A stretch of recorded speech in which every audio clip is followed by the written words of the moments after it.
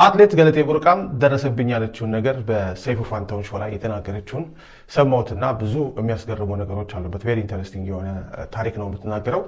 ታደለ ገብረመድህን የተባለው ባለቤቷ በጉዳዩ ላይ ወጥቶ አስተያየት የሚሰጥበት የተሻለ ይሆን ነበር፣ ሰው ሚዛናዊ የሆነ ፍርድ እንዲሰጥ። አሁን ግን የገለቴን ብቻ ሰምቶ ፍርድ እየሰጠ ነውና ይሄ ደግሞ ትንሽ ከባድ የሚያደርገው ለታደሰም አይደለም ወይም ለገለቴም ሳይሆን በተለይ በዛ ኢንተርቪው ላይ ስማቸው ለጠቀሰው የታደሰ እናት እንደዚሁም ደግሞ ገለቴ እንዳለችው ታደሰ በአሁኑ ሰዓት ላይ ትዳር መስርተዋል ምናምን ብላለች እና አሁን ከታደሰ ጋር ተከትለው ያሉት አሁን ያለችው ሚስቱ ወይም ደግሞ ልጆች ካሉ እነሱ ህይወታቸውን በጣም ነው ሊጎዳው የሚችለው፣ በተለይ በማህበረሰብ የመገለል ነገር።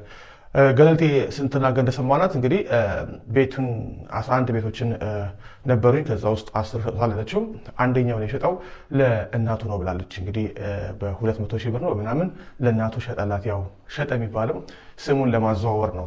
ገለቴ ስም የነበረ ስም ወደ እናቱ አድርጎ ባለቤትነቱን ለማድረግ ነው። ስለዚህም እኚህ የታደለ ገብረመድህን እናት ይህንን ቤት ያመጡበትን መንገድ የሚያገኙበትን መንገድ የአካባቢ ማህበረሰብ ሰምቷል ማለት ነው። በዚህ ቃለ ምልልስ ላይ ገለቴ እንዳለችው እሳቸው ጨርቆስ አካባቢ ነበር የሚኖሩት። በጣም በድህነት ውስጥ የነበረ ኑሮ የነበራቸው።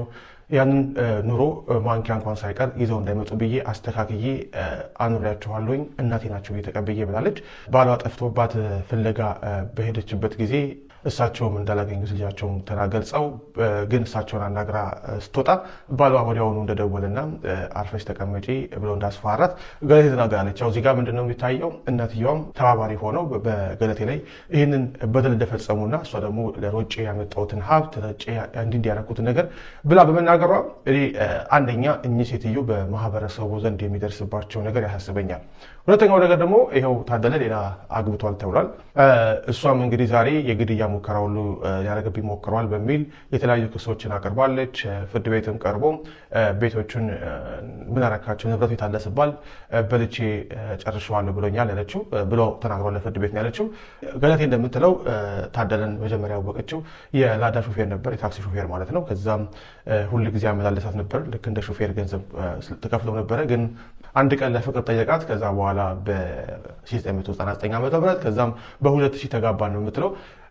እንግዲህ ከዛ በኋላ ያውላ ንብረት ሄዷል የምትለው ብዙ የሆኑ ውስብስብ ያለና ግልጽ ያሉ ነገሮች አሉበት። ማለት ፍርድ ቤት እንዴት ወሰነ ምናምን የሚለውን ጉዳይ ላይ ብዙ አትመልሰው መሳቃል ምልስ ላይ ግን ለፍርድ ቤቱ በቃ ሁሉን ነገር በልቼዋለሁ ብሎ ከጨረሰ ፍርድ ቤቱ በምን ላይ ሊፈርድ እንደሚችል አላውቅም። በቃ ንብረቱ የለም በልቼ ጨርሼዋለሁ ካለና አብሮ ደግሞ በነበሩበት ጊዜ ይሄ ነገር ከተደረገ በምን ላይ ሊፈርድ እንደሚችል እንግዲህ እሱን የህግ ባለሙያዎች የሚናገሩት ይሆናል።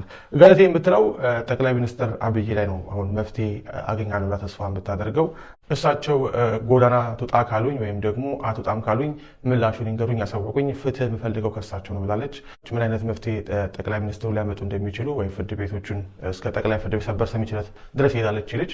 ሰይፉን በጥያቄው ላይ የህገ መንግስት አጣሪ አለ እዛ ሂጂ አለሽ ብሎ ጠይቋት ነበረ። እሷ ግን አሁን ጠቅላይ ሚኒስትሩ ነው ይሄን ውሳኔ ሰጡኝ ብላለች። ሌላው በቃለ ምስል አንድ ደብዳቤ አይቼ ነበርና ይሄ ደብዳቤ የፍትህ ሚኒስትር ደብዳቤ ነውና በአዲስ አበባ ፖሊስ ኮሚሽን ወንጀል ምርመራ ዲቪዥን የተጻፈ ደብዳቤ ነው። ይሄ ደብዳቤ ላይ ምን ይላል መሰላችሁ? በቀን 3/8/2010 ዓ.ም ከቀኑ 11 ሰዓት አካባቢ በለሚ ኩራ ክፍለ ከተማ ልዩ ስሙ ሀያት አደባባይ ተብሎ በሚጠራው አካባቢ ተጠርጣሪ ታደለ ገብረመድህን የተባለው ታርጋ ቁጥሩ ተጠቅሷል አዲስ አበባ የሆነ ቪትስ መኪና ይዞ እያሽከረከረ መጥቶ ሊገጨን ነበር፣ የግድያ ሙከራ ፈጽሞብናል፣ እኛም አመለጥ ነው የሚል አቤቱታ በግል ተበዳይ ገለቴ ቡርቃ ቀርቧል። ሆኖም ቀደም ሲል ተጠርጣሪው በልደታ ከፍተኛ ፍርድ ቤት አሁን የግል ተበዳይ ገለቴ ቡርቃ ላይ በከባድ እምነት ማጉደል ፈጽሟል ተብሎ ክስ ቀርቦበት እየታየ ያለ በኃላፊ ትእዛዝ ይላል። እዚህ ጋር ተመልከቱ። በኃላፊ ትእዛዝ መዝገቡ በ21/7/2014 ዓ.ም እንዲቋረጥ ትእዛዝ የተሰጠ ሲሆን ኃላፊው ማን ነው? እንግዲህ እዚህ ጋር ነው ደብዳቤው ላይ የሚገርም ነገር ያየሁት።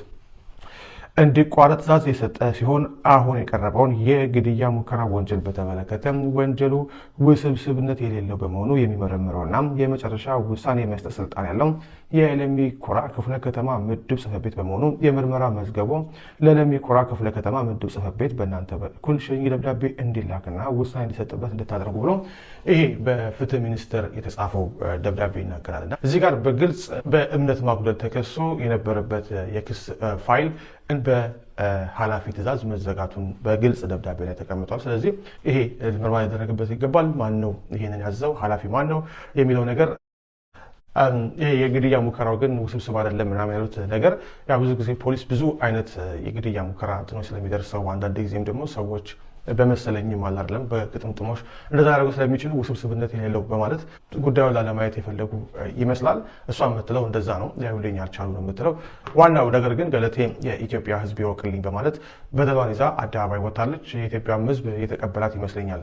የኢትዮጵያ ሕዝብ ደግሞ ለእሷ ድጋፉን እየሰጠ መሆኑ ቅድም እንዳልኳችሁ በኢንተርቪው ላይ አብረው እነዚህ ሰዎችም ወይ ባሏም ገብቶ ሀሳቡን እንዲያቀርብ ቢደረግ ኖሮ መልካም ነበረ። ምክንያቱም ሰው ትክክለኛ ፍርድ እንዲያገኝ ወይ እንዲሰጥ። አሁን ግን በዚህ መካከል ላይ የባሏ አዲስ ሚስትና እንደዚሁም ደግሞ የቀድሞ ባሏ እናትና አሁን ያለችው አዲስ ሚስት የሚደርስባቸው በማህበረሰብ የሚደርስባቸው ተጽዕኖ እኔ ያስፈራኛል። እስኪ ከተሰጡ አስተያየቶች መካከል አንዳንዶቹን እንመልከት። የገለቴ ደጋፊዎች የሆኑትን ማለት ናቸው። በፍጹም አይበላትም መላው የኢትዮጵያ ውስጥ ተረባርቦ ይህችን ጀግና እንቁ ንብረት ሊመለስ ግድ ነው ይላል።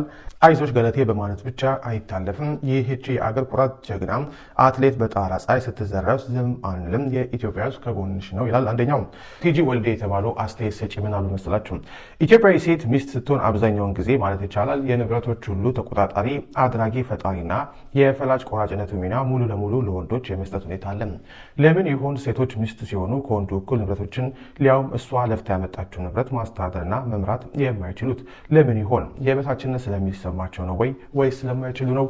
ይሄ ጉዳይ የሚመለከተው አካል በጥልቀት አይቶት በሴቶች እህቶቻችን ላይ የግንዛቤና የአመለካከት ለውጥ እንዲመጣ በትኩረት ሊሰራ ይገባል ብሏል። ስለ ገለቴ ጉዳይ ሰጥቶ አስተያየት የአትሌት ገለቴ ጉዳይ የግለሰብ ጉዳይ አይደለም፣ የሀገር ጉዳይ ነው። ያውም የኢትዮጵያ የተዘረፈች ገለቴ ሳትሆን ኢትዮጵያ ናት። የሚገርመው ደግሞ ዘራፊም ኢትዮጵያዊ፣ አዘራፊም ኢትዮጵያዊ። ከዚህ በላይ ምን የሚሉት መዓት ሊመጣብን ነው። ማንኛውም ኢትዮጵያዊ ከገለቴ ጎን መቆም አለበት ይላሉ ፊሹ ታደሰ የተባሉ አስተያየት ሰጪ። በባለቤት የተዘረፈ ያለው የምትለው ገለቴ ቡርቃን በተመለከተ የኢትዮጵያ አትሌቲክስ ፌዴሬሽን ከሰዓታት በኋላ መግለጫ ሰጥበታለሁ ብሏል። ፌዴሬሽኑ ምን እንደሚልና እዚህ ጋር ደግሞ ባለቤቷ ታደለ የሚሰጠውን ምላሽ መጠበቁ አስፈላጊ ይመስለኛል።